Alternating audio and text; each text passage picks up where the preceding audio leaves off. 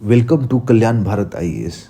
हम एनसीईआरटी के संपूर्ण एडवांस्ड क्लासेस इस चैनल पे उपलब्ध कराने जा रहे हैं। शुरुआत करेंगे एनसीईआरटी क्लास 6 के सामाजिक एवं राजनीतिक जीवन 1, जिसके अंतर्गत अध्याय 1 विविधता की समझ। हम अन्य जितने भी यूट्यूब पे क्लास उपलब्ध हैं उससे थोड़ा अलग पढ़ाने समझाने का प्रयास करेंगे, क्योंकि जो चीज़ आप ऑलरेडी पढ़ चुके होंगे अगर उससे थोड़ा डिफरेंट ना हो, ऐड ऑन ना हो, तो फिर आपका समय बर्बाद करने से कोई फ़ायदा नहीं रह जाएगा। तो आइए शुरुआत करते हैं कुछ उदाहरण के साथ, कुछ प्रश्न के साथ। मान लीजिए अपने एक दोस्त का आप एक नाम सोचिए, बताइए, जो आप ही की तरह सोचता हो, आपकी तरह बोलता हो, खाता पीता चलता दौड़ता और आप ही की तरह ईमानदार हो। क्या कोई आपका ऐसा दोस्त है जो सेम आप ही की तरह हो? शायद नहीं। इस पे डिस्कशन हम आगे करें उसके पहले हम एक प्रश्न पूछते हैं आपसे, जिस पर आप थोड़ा चिंतन मनन करिएगा। प्रश्न यह है कि क्या गरीबी और अमीरी विविधता का ही एक रूप है? इस प्रश्न का उत्तर भी आपको आगे के डिस्कशन में मिल जाएगा। अब हम शुरुआत करते हैं विविधता को परिभाषित करने से, समझने से, ताकि आप और हम विविधता को बेहतर ढंग से समझ पाए। देखिए, वास्तव में हम एक दूसरे से भिन्न होते हैं। कैसे? ना केवल अलग दिखते हैं, बल्कि क्षेत्र, भाषा, धर्म, रहन सहन, खाना पीना, त्योहार इत्यादि भी आप देखे होंगे कि हमारा एक दूसरे से अलग होता है। यदि आप विविधता तक ज़्यादा गए होंगे, घूमे होंगे, ट्रैवल किए होंगे, फ्रेंडशिप किए होंगे, सर्कल में रहे होंगे, तो आपको पता होगा कि कैसे हम एक दूसरे से भिन्न होते हैं। वास्तव में उक्त भिन्नता, हम एक दूसरे से जो भिन्न होते हैं अलग अलग तरीक़ों से, क्षेत्र के आधार पे, धर्म के आधार पे, खाना पीना, रहन सहन, इन सब पे, वही भिन्नता ही विविधता है। और यह विविधता हमारे जीवन को कई तरह से रोचक और समृद्ध बनाती है। थोड़ा इस पे भी चिंतन करिए कि विविधता कैसे आपके जीवन को रोचक और समृद्ध बनाती है। इसका जवाब भी आपको आगे के डिस्कशन में मिलता जाएगा। सोचिए कि आपको हर दिन एक ही तरह का खाना, कपड़ा दिया जाए। कल्पना करिए, सोचिए। चिंतन मनन करने से आदमी के सोचने की, समझने की क्षमता बढ़ती है। तो मान लीजिए आपको एक ही तरह कपड़ा दिया जाए, एक ही घर में रखा जाए, तो आपको कैसा लगेगा? क्या आपकी सोच बढ़ पाएगी? क्या आप जीवन का भरपूर आनंद उठा पाएंगे? आपकी जीवन इस स्थिति में होगा या कि बेहद मुश्किल और संकुचित प्रतीत होने लगेगी? देखिए, नेक्स्ट में हम इस उदाहरण से समझ सकते हैं कि जैसे दो लड़के हैं, एक कुणाल और एक अरमान। दोनों की धार्मिक और सांस्कृतिक पृष्ठभूमि बिल्कुल ही अलग है। भाषा, धर्म, रहन सहन, खाना पीना, त्योहार इत्यादि दोनों के अलग अलग हैं। फिर दोनों पहली बार एक दूसरे से मिलते हैं। जैसे आप किसी दोस्त से मिले होंगे जो आपसे बहुत ही अलग दिखते होंगे। फिर ये दोनों दोस्त कुणाल और अरमान एक दूसरे को धैर्यपूर्वक सुनते हैं, समझते हैं, और दोनों एक दूसरे से बहुत कुछ सीखते हैं। और इतना कुछ सीखते हैं, ऑब्जर्व करते हैं, समझते हैं कि उनके अंदर धैर्य, सहनशीलता विकसित हो जाती है। और इतनी भिन्नता के बावजूद दोनों की दोस्ती क्या हो जाती है? पक्की हो जाती है। उसके बाद उन दोनों के बीच एक और बड़ी भिन्नता थी। क्या? एक बहुत अमीर था और दूसरा बहुत गरीब। तो हमने पहले आपसे एक सवाल किया था कि क्या अमीरी और गरीबी विविधता का ही रूप है? तो इसका जवाब है कि नहीं। दोनों की घटना में पहली जो डिफरेंसेस थी, जो भिन्नता थी, वो विविधता का रूप है, लेकिन दूसरा विविधता नहीं, गैर बराबरी का रूप है। एक अमीर है और एक गरीब है। आर्थिक आधार पे दोनों अलग हैं और इसे विविधता नहीं बल्कि गैर बराबरी माना जाएगा। गैर बराबरी क्यों माना जाएगा? इसका क्या मतलब है? देखिए, कुछ लोगों के पास जब अवसर सीमित हो जाए, जमीन और संसाधन पे उनकी जो पहुंच है वो सीमित हो जाए, तो इसे गैर बराबरी माना गया है। जाति व्यवस्था भी असमानता का ही एक उदाहरण है, जिसमें समाज को विभिन्न समूहों में बांटकर कार्यों और विचारों से संबद्ध कर दिया गया। जैसे एक जाति के व्यक्ति को एक ही तरीके के कार्य से संबद्ध कर दिया गया। अब हुआ क्या कि जब उस व्यक्ति तक डाइवर्सिटी, विविधता की पहुंच ही नहीं हुई, उसको ज्ञान तक एक्सेस ही नहीं हुआ, तो उसका दिमाग तो बढ़ ही नहीं पाया, इससे उसके आय भी नहीं बढ़ पाए। जैसे आप एक कुम्हार के घर पैदा हुए, जूम करिए, कोई भी व्यक्ति कुम्हार के यहाँ पैदा हुआ और उसको ये बोला गया कि सिर्फ आप कुम्हार का ही काम करेंगे, तो इससे होगा क्या कि वो ज्ञान अर्जित नहीं करेगा, वह विविधता की समझ विकसित नहीं हो पाएगी, तो उसका ज्ञान बढ़ेगा नहीं। जब ज्ञान नहीं बढ़ेगा तो आय भी नहीं बढ़ेगा। तो इस तरीके से विविधता जीवन को प्रभावित करती है। विविधता हमारे जीवन को कैसे प्रभावित करती है, तो इसको और बेहतर ढंग से समझ लेते हैं। मान लीजिए एक लेखक जब किताब लिखता है तो उस किताब में वह लेखक विभिन्न पहलुओं को शामिल करता है। सवाल है कि इतने सारे पहलू उस लेखक को पता कैसे चलता है। इसके पीछे कारण है कि उसकी जीवन की विविधताओं तक पहुंच और सोचने समझने की शक्ति एक सामान्य व्यक्ति से ज़्यादा बेहतर होती है। हम देखे होंगे कि जब हम कभी कोई पुस्तक पढ़ते हैं जो बेस्ट सेलर बुक होता है, तो जब हम पढ़ते हैं तो हम देखेंगे कि कई बार हमें लगता है यार कितना शानदार बुक है, कितना अच्छा बुक है, कितना अच्छा लेखक है जिसने इतना इमेजिनेशन और एनालिसिस के साथ इतना अच्छा पुस्तक लिख दिया। ऐसा क्यों होता है? क्योंकि हम उस समय अपने आप को एक्सपोज नहीं कर पाते हैं बड़े लेवल पर। या तो हम घूमे नहीं होते हैं, या तो हम बहुत लोगों से मिले नहीं होते हैं, जिस कारण हमारे सोचने और समझने की जो क्षमता होती है वो सीमित होती है। और जब कोई ज़्यादा व्यक्ति पढ़ा हुआ, घूमा हुआ, दुनिया को बेहतर ढंग से समझा हुआ हमारे पास पहुंचता है, अपनी बात को पहुंचाता है, तो हमें आश्चर्य होता है। अब एक और इसके अपोजिट उदाहरण लेते हैं कि एक व्यक्ति है जो कहीं घूमता ही नहीं, जाता ही नहीं, आधुनिकता, नयापन या बदलाव को स्वीकारता ही नहीं, तो क्या होगा? इस व्यक्ति की विचारें थोड़ी अद्भुत, बेहतर या कभी कभी असंभव सी प्रतीत होगी, क्योंकि ये व्यक्ति सीमित रहा है और ये व्यक्ति असीमित रहा है।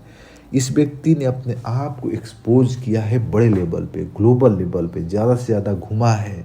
देखेंगे राइटर्स जो होते हैं काफ़ी घूमते हैं, या कोई भी व्यक्ति जिसकी समझ गहरी है, अनुभव गहरी है, वो कहीं ना कहीं घूम रहा है, पढ़ रहा है, दूसरों को सुन रहा है। देखिए, विविधता हमारे जीवन को हर तरीके से प्रभावित करती है, चाहे एक लेखक हो या कोई राजनेता हो, कोई अभिनेता हो या आम व्यक्ति हो। आम व्यक्ति भी विविधता से बहुत प्रभावित होता है, लेकिन उसकी जो सोचने की, समझने की नज़रिया होती है, कहीं ना कहीं कुछ कारणों से कभी कभी उलझ जाती है और वो अपने आप को बड़े लेवल तक नहीं ले जा पाता है। तो जीवन को कैसे प्रभावित करती है विविधता? नई दृष्टिकोण देती है, अनुभव प्रदान करती है जिससे हम समृद्ध होते हैं, अनुभवों की गहराई विकसित होती है जिससे सोचने और समझने की क्षमता बढ़ जाती है, समाज में समझौते की कला सीखने का अवसर देती है। जब आप समाज में कई लोगों से मिलते हैं या आपकी समझ बहुत विकसित होती है तो आपका कम्युनिकेशन स्किल जो है काफ़ी बेहतर होता है। अलग अलग लोगों और समुदायों के साथ सहयोग और समझौता करने की क्षमता विकसित हो जाती है। आज देखे होंगे कि आज समाज में लीडरशिप क्वालिटी कितना इम्पोर्टेंट है। किसी बिजनेस हो, कोई स्टार्टअप हो, आप तभी सफल हो पाएंगे जब आप अपने कर्मचारियों के साथ एक अच्छा संवाद स्थापित कर पाएंगे। तो कहीं ना कहीं एक समृद्ध समाज के निर्माण में विविधता की महत्वपूर्ण भूमिका है। समर्थ और सहयोग नागरिक बनने में भी सहयोग करती है विविधता। हमारी सोच, व्यवहार और संबंधों में गुणवत्ता आती है। हमारी सोच और वातावरण से निर्धारित होने लगता है कि हम जीवन के सफ़र में कहाँ पहुँचेंगे। आप इस डिस्कशन से बहुत कुछ सीख और समझ सकते हैं। आप अभी वर्तमान में कहाँ रहते हैं, आपका इन्वायरमेंट कैसा है, आपका सोचने और समझने की क्षमता कैसी है, इससे ही तय हो जाएगा कि आपका भविष्य कैसा होने वाला है। मैं चाहता हूं कि आप धैर्य के साथ बने रहें। चूँकि हम ये एडवांस क्लासेस लेके आ रहे हैं तो इसमें समय थोड़ा ज़्यादा आपको देना पड़ सकता है, तो इसलिए थोड़ा विस्तार से इसको समझने के लिए धैर्य के साथ हमारे साथ बने रहिए। यदि वीडियो पसंद आता है तो कृपया लाइक करिए और चैनल को सब्सक्राइब कर दूसरों तक भी शेयर जरूर करिए। तो आइए इसको और विस्तार से समझते हैं। विविधता कैसे प्रभावित करती है जीवन को? सोच की विस्तार करती है। सोच हमारी जो होती है, जो हमारी एक लिमिटेड थिंकिंग होती है, उसको थोड़ा विस्तार देती है। जैसे हम एक व्यक्ति के पास एक विचार है और दूसरा व्यक्ति से उसका जब जुड़ाव होता है तो दो विचार होते हैं। दो के बाद प्लस दो और जुड़ गया, चार हो गया, दो और जुड़ गया, छः हो गया। तो इस तरीके से ये क्रम बढ़ता जाएगा तो क्या होगा, व्यक्ति की जो पुरानी धारणाएं होंगी वो टूटेंगी और फिर नई धारणाएं जो है बनेंगी। तो इस तरीके से पुराने और नए का जो एक मेल होगा उससे व्यक्ति को फायदा होगा। क्यों? क्योंकि उसके दृष्टिकोण में भी बदलाव आएंगे, समझने की संभावना बढ़ जाएगी, नए अनुभव होंगे, नया तरीका मिलेगा और हम समृद्ध होते जाएंगे। सामाजिक संबंध पहले भी हमने चर्चा किया था। सामाजिक संबंध बहुत ज़्यादा जरूरी है। मनुष्य जो बढ़ा है वो समूहों में बढ़ा है। कोई भी व्यक्ति कभी भी अकेले ज़िंदगी में कुछ नहीं कर सकता। कई लोगों को लगता है कि वो अकेले ही ज़िंदगी में बहुत कुछ कर देंगे, लेकिन ऐसा नहीं पॉसिबल है।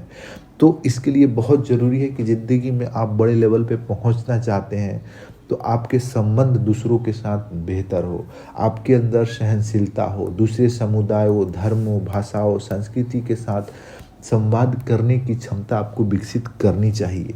इससे आपके जीवन बहुत समृद्ध होगा। आप कभी भी पूर्वाग्रह से ग्रसित ना रहें कि इस धर्म का व्यक्ति, इस भाषा का व्यक्ति, ऐसे संस्कृति से जुड़े लोग इस तरह के होते हैं, ऐसे होते हैं, वैसे होते हैं। पहले संवाद स्थापित करिए, उसे सुनिए, उसे धैर्य के साथ ऑब्जर्व करने का प्रयास करिए। हो सकता है कि उसमें कुछ खामियां हो, लेकिन बहुत कुछ आप उससे सीखेंगे भी। और यदि आप सिविल सर्विस का तैयारी करते हैं और एक बेहतर नागरिक बनना चाहते हैं तो आप में तो विविधता की समझ होनी ही होनी चाहिए, तभी आप जिंदगी में कुछ बेहतर कर पाएंगे।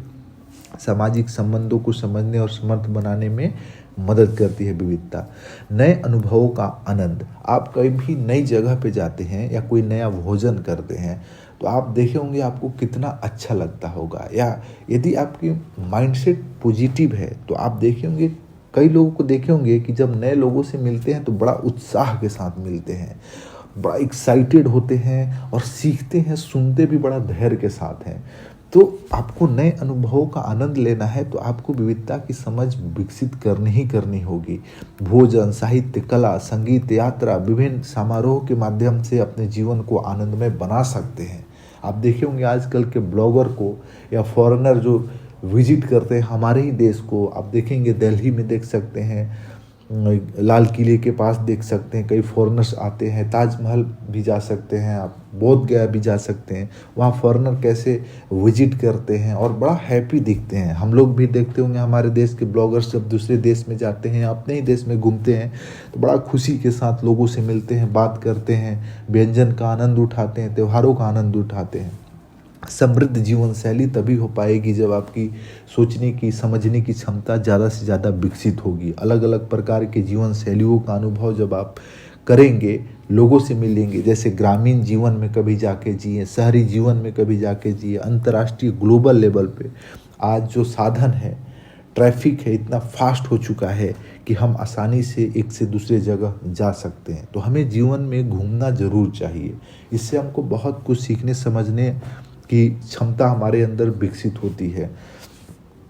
उसके बाद समस्याओं का सामना करने की क्षमता। देखिए, जब आप में विविधता की समझ बढ़ जाएगी तो आप चैलेंजेस को बहुत आसानी से टैकल कर पाएंगे, उसका समाधान कर पाएंगे। विविधता हमें विभिन्न परिस्थितियों और लोगों के साथ सामना करने की क्षमता प्रदान करती है।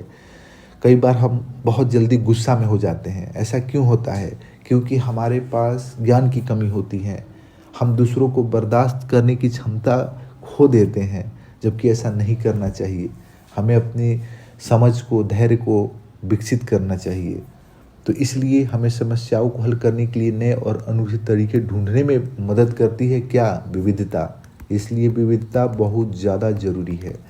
भारत में विविधता क्या है? देखिए, सबको पता है, पूरी दुनिया को पता है कि भारत की विविधता जो है दुनिया के लिए एक बहुत बड़ी उदाहरण है, एक यूनिक, अनोखी उदाहरण है। भारत एक विविध और अनोखी संस्कृति, भाषा, धर्म और जीवन शैली का देश रहा है। यहाँ प्राचीनतम से लेकर आधुनिकतम तक कई समृद्ध सांस्कृतिक और ऐतिहासिक परंपराएं हैं। जैसे भाषाओं की विविधता। भारत में कई संगठनात्मक और गैर संगठनात्मक भाषाएं बोली जाती है। हिंदी है, अंग्रेजी है, तेलुगु है, मराठी है, बंगाली है, तमिल है, गुजराती है, पंजाबी है, उड़िया है, और भी कई भाषाएं बोली जाती है, कई बोली बोली जाती है।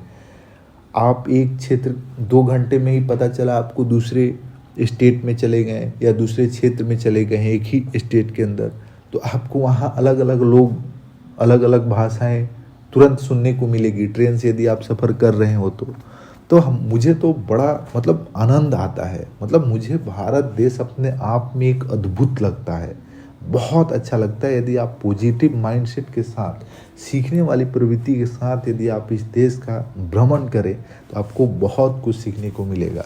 दूसरा है धर्म और धार्मिक समृद्धियाँ। भारत में हिंदू धर्म है, इस्लाम है, जैन धर्म है, सिख धर्म है, बौद्ध धर्म है, ईसाई धर्म है, अनेक धर्म और समृद्धियाँ। हर धर्म की अपनी धार्मिक और सामाजिक प्रथाएं हैं। सोचिए, ज़्यादा धर्म तो होगा क्या कि बहुत कुछ इससे सीखने को मिलेगा। हर धर्म की अपनी अपनी विधि है, विधान है, कैसे क्या करना है, कैसे कुछ फेस्टिवल्स को एंजॉय करना है। तो अगर आपके अंदर सहनशीलता नहीं होगा तो आप कैसे करेंगे। यही सारी विविधताएं भारतीय समाज को समृद्ध बनाते आई हैं आज तक। सांस्कृतिक विरासत, भारतीय सांस्कृतिक विरासत बहुत समृद्ध है, जिसमें रंगमंच कला, संगीत, नृत्य कला, वास्तुकला आप अलग अलग तरीके के देखेंगे। भारतीय संगीत, भारतीय शास्त्रीय नृत्य और भारतीय लोक नृत्य विविधता की एक अद्वितीय उदाहरण है। खान पान पे यदि ध्यान दे तो भारत में हर जगह पे खान पान बदल जाता है। कहीं इडली, कहीं डोसा, कहीं लिट्टी चोखा, कहीं आलू के पराठा, कहीं सत्तू के पराठा, कहीं कोई लस्सी, कहीं कुछ, मतलब बहुत ही अद्भुत है। विभिन्न राज्यों और क्षेत्रों की सांस्कृतिक और परंपराओं का प्रतिनिधित्व करती है भोजन, खाद्य संस्कृति जिसे बोलते हैं। विभिन्न राज्यों के खास व्यंजन भारतीय खाद्य संस्कृति का एक महत्वपूर्ण हिस्सा है। विविध भौगोलिक स्थिति और प्राकृतिक समृद्धता, भारत की भौगोलिक स्थिति भी बहुत अद्भुत है यार। पहाड़, घाटी, नदियाँ, समुद्र शामिल हैं। इसके अलावा भारत में वन्य जीव, अद्भुत वन्य जीव और पर्यावरण समृद्धता भी आपको देखने को मिलेगा। ट्रैवल करिए, इसलिए बहुत ज़रूरी है कि ट्रैवल करें। विविधता को आप तो लगभग समझ ही चुके हैं, लेकिन थोड़ा और विस्तार से यदि समझे तो विविधता को समझने के लिए आप उसे विभिन्न परंपराओं, संस्कृतियों, धर्मों, भाषाओं, आदिवासी समुदायों और जगहों के संगम के रूप में देख सकते हैं। जब आप भारत का भ्रमण करेंगे तो आपको हर जगह कुछ ना कुछ विभिन्नता अलग अलग देखने को मिलेगी। इससे आप अनुभव करेंगे कि भारत में विविधता कितनी गहरी और बेहतर है। वहाँ पे आप विशाल और समृद्ध अनुभव का हिस्सा बनेंगे। बाहरी दुनिया को समझने और सम्मान करने में इससे आपको मदद मिलेगा। आप विविधता को उन विभिन्न लोगों और संगठनों के माध्यम से भी समझ सकते हैं जो विभिन्न धार्मिक, सांस्कृतिक और सामाजिक प्रथाओं को अपनाते हैं। अपनी सोच में विविधता को समझने के लिए सबसे पहले ज़रूरी है खुद को खुले मन से नई और अनूठी विचारधाराओं को समझने के लिए उत्तेजित करें। जीवन में जितना सीखने की प्रवृत्ति आपके अंदर होगी, आपके अंदर धीरे धीरे एक माइंडसेट डेवलप होना चाहिए कि मुझे सीखना है चीज़ों को, मुझे दूसरों से सीखना है, दूसरों को सुनना है, दूसरों को ऑब्जर्व करना है। बहुत ज़्यादा बोलने से कभी कभी ज़्यादा होता है कि आप ज़्यादा सुने, ज़्यादा देखें, ज़्यादा ऑब्जर्व करें। इससे आपकी क्षमता ऑटोमेटिक डेवलप हो जाएगी, बढ़ जाएगी। आप अपनी धार्मिक, सांस्कृतिक और सामाजिक प्राथमिकताओं को समझते हुए उन्हें विभिन्न लोगों के साथ समाहित करने के लिए प्रयत्नशील रह सकते हैं। प्रयास करिए कि हमको दूसरों के साथ एडजस्ट करना है, सीखना है, समझना है। विविधता को समझने के लिए उन लोगों के साथ बातचीत करिए, उनके अनुभवों को सुनिए, उनसे सीखिए। विभिन्न संस्थाओं, समुदायों, समूहों में शामिल होकर विविधता की अधिक समझ प्राप्त कर सकते हैं। देखिए, आपकी ज़िंदगी में यदि कुछ भी नहीं हो रहा हो ना, तो मेरा एक मूल मंत्र है कि आप अपने जगह को बदल दीजिए। आप अपनी सोच में बदलाव कर लेंगे यदि जगह बदल देंगे, यदि लोग बदल देंगे, तो आपकी सोच में भी माइंडसेट आपका पॉजिटिव होना चाहिए कि मैं अपनी ज़िंदगी में बेहतर परिवर्तन करना चाहता हूँ। समाज में विविधता को समझते समय हमें अपने धार्मिक और सांस्कृतिक धन को समझने के साथ साथ उन्हें समर्थन और समाहित करने का प्रयास करना चाहिए। विविधता हमारे समाज की सजीवता और समृद्धता का महत्वपूर्ण हिस्सा है, जिसे हमें समर्थ रूप से समाहित करना चाहिए। देखिए, क्षेत्र के आधार पर भी भारत के 2 भागों को उदाहरण से समझ सकते हैं। पहला है लद्दाख और दूसरा है केरल। किसी क्षेत्र की विविधता पर उसके ऐतिहासिक और भौगोलिक कारकों के असर पड़ने को हम यहाँ समझेंगे। कैसे? देखिए, पहला है लद्दाख और दूसरा है केरल। लद्दाख का जो एरिया है वो रेगिस्तानी है, कम खेती होती है, बारिश नहीं है, बर्फ़ से ढका क्षेत्र है, पीने की पानी कम है क्योंकि बर्फ़ से पिघलाकर पानी का उपयोग किया जाता है, बकरी पाला जाता है, पश्मीना ऊन की महंगी शॉल, पश्मीना ऊन का शॉल आपने सुना होगा, दूध से बने पदार्थों का सेवन किया जाता है। हर परिवार के पास कुछ गाय, बकरी और याक है। लद्दाख के रास्ते बौद्ध धर्म तिब्बत पहुंचा था। 100 साल पहले इस्लाम धर्म का परिचय यहाँ लद्दाख में हुआ था। यहाँ गानों और कविताओं का बहुत ही समृद्ध मौखिक संग्रह है। ठीक है, अब आप इस पूरे ही जो हमने बताया इसमें आप देखिए कि इसका ऐतिहासिक घटनाक्रम क्या है और क्षेत्र के अनुसार कैसे इसमें विविधता आती है। दूसरा देखिए, केरल दक्षिण पश्चिम का एक इलाका है, समुद्री, पहाड़ी, विविध मसाले। सबसे पहले यहाँ अरबी यहूदी व्यापारी के लिए आए। ईसा मसीह के धर्मदूत संत थॉमस लगभग 2000 साल पहले यहाँ पे आए थे। पहले भारत में पहली बार यहाँ ईसाई धर्म लाए। अरब के कई व्यापारी यहाँ बसे, जैसे इब्न बतूता, वास्को डिगामा पहुँचा। सभी ऐतिहासिक प्रभाव के कारण यहाँ लोग सभी धर्मों का पालन करते हैं। चीन के व्यापारी आए, चावल की खेती हुई, मछली इत्यादि का पालन हुआ। तो आप देख सकते हैं कि किस तरीके से दो अलग अलग क्षेत्र में अलग अलग लोग यहाँ पे आए और अलग अलग तरीके की विभिन्नता यहाँ पे देखने को मिली। फिर भी घटनाक्रम दोनों में आपको कई चीज़ें समानता ही मिलेगी। केरल और लद्दाख की भौगोलिक स्थितियाँ एक दूसरे से बिल्कुल अलग, वहीं दोनों पर इतिहास में एक ही तरह का प्रभाव पड़ा, जैसे दोनों को चीन और अरब के व्यापारियों ने प्रभावित किया। इस तरह हम समझ सकते हैं कि किसी भी क्षेत्र के सांस्कृतिक जीवन का उसके इतिहास और भूगोल से प्रायः गहरा रिश्ता रहा है। किसी भी क्षेत्र में कहीं ना कुछ इतिहास में तो घटा ही रहता है, तो उसका ऐतिहासिक प्रभाव रहेगा ही रहेगा। दूसरा है भौगोलिक प्रभाव। जैसा इलाका उसका वैसा उसका प्रभाव पड़ेगा। एक जगह से दूसरे जगह जाने पर लोगों द्वारा अपने विचार, भाषा, धर्म, रहन सहन, खाना पीना, त्यौहार इत्यादि भी ले जाते हैं और एक दूसरे से सीखते और समृद्ध होते हैं। आपने इतिहास को यदि पढ़ा होगा अच्छा से, तो पहले लोग जंगलों में रहते थे, गुफा में रहते थे। जैसे जैसे मनुष्य का विकास क्रम बढ़ता गया, वो एक जगह से दूसरी जगह भी जाता गया, उसका विकास होता गया। वहाँ पे धीरे धीरे उसने खेती करना शुरू किया। फिर एक जगह से और दूसरी जगह गए, लोग इकट्ठा होने शुरू हुए।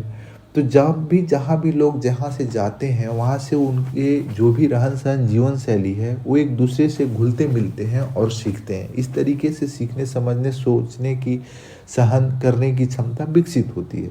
विविधता में एकता सबसे महत्वपूर्ण जो भारत के पास सबसे ज़्यादा है, वो है भारत की विविधता या अनेकता को उसकी ताकत ही माना गया है। भारत को विभिन्न धर्म, भाषा और क्षेत्र के लोग मिलजुल कर अंग्रेजों के खिलाफ लड़ाई लड़े। समझे, भारत में विविधता की जो एकता की जो बात कही जाती है दुनिया में, वो कैसे है, वो इतिहास से लेकर अब तक समझते हैं। देखिए, यहाँ अंग्रेजों के खिलाफ लड़ाई में सभी ने मिलकर लड़ा था। अंग्रेजों ने सोचा ही नहीं था कि भारत की विविधता के कारण यहाँ लोगों के बीच फूट डालकर राज किया जा सकता है, लेकिन अंग्रेज इसमें सफल नहीं हो पाए। स्वतंत्रता संग्राम के दौरान उभरे गीत और चिन्ह भी विविधता के प्रति हमारे विश्वास को बनाते हैं।